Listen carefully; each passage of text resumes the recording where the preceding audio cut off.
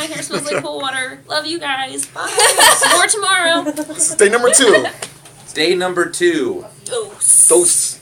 So we just want to update you on how our bout went last night and all the cool things that we've seen and heard and done since then. Anybody want to talk about the bout? It was amazing. We saw a lot of really talented people. I enjoyed it immensely, and I enjoyed even getting the chance to get up on the stage and perform in front of a whole lot of people. It was a lot of people. Yeah. It was like a little cafe, but it was also a bar. Like, they had beer on tap. They had craft beer. It was kind of cool. Yeah.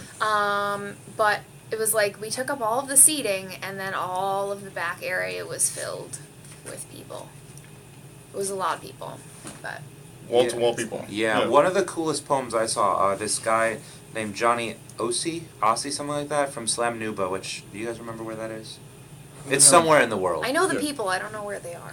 And he had this really just amazing poem about, like, a car accident he was in. Oh, And it was, man. So many feels. It was... Feelings. He did some really neat things with it. Like there were a lot of like hospital scenes where he would be in the midst of a narrative and then And he he would black out.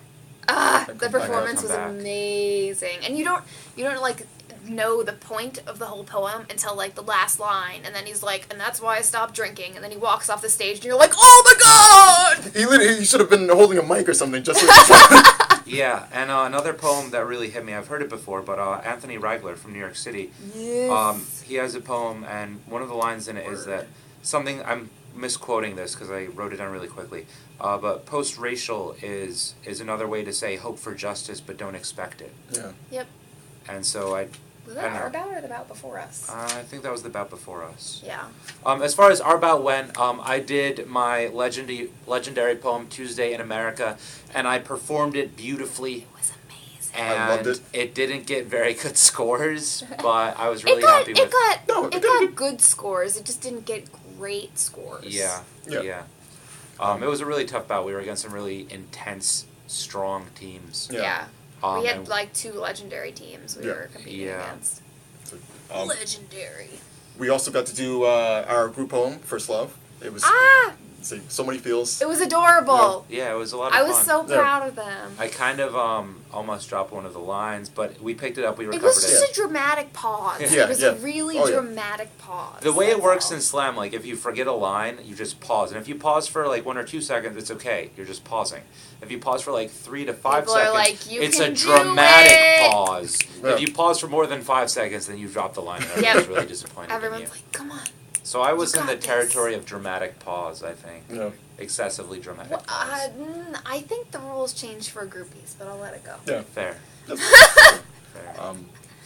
Kelly, what you did what was the name of that one? I forgot. My God poem. It Is was it called? There's in Blood in the Holy Water again. Yeah.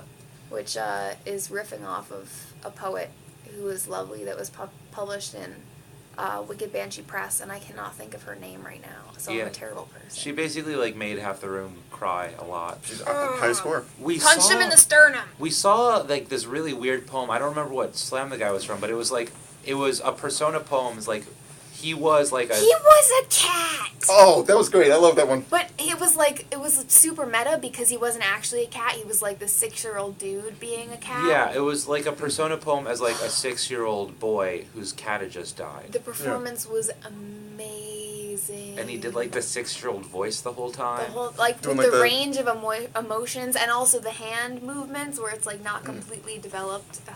Yeah, it was really cool. I will remember that for the Yeah. rest of eternity. Definitely. Oh, Yeah. Bear with me just. Bye, Yeah, sure. Adam.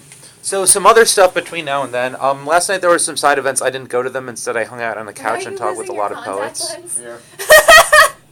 Oh no! Kelly, what did That you was do very last night? Last night I went to a bout, After. and then I came back. I don't remember. Oh, we had a pool party. It was awesome. We went swimming, but it was like cold out. Something that I didn't know about like San Francisco, Oakland area is like it's like pretty mild during the day, but then at night it gets kind of cold. So the pool is heated, but it was a little chilly for my taste. But that was really fun.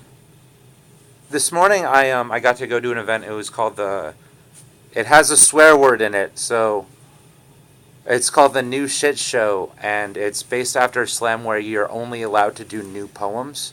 Which is And so cool. so I didn't have any new poems, so I went to it and I signed up and I sat down and started writing my new poem.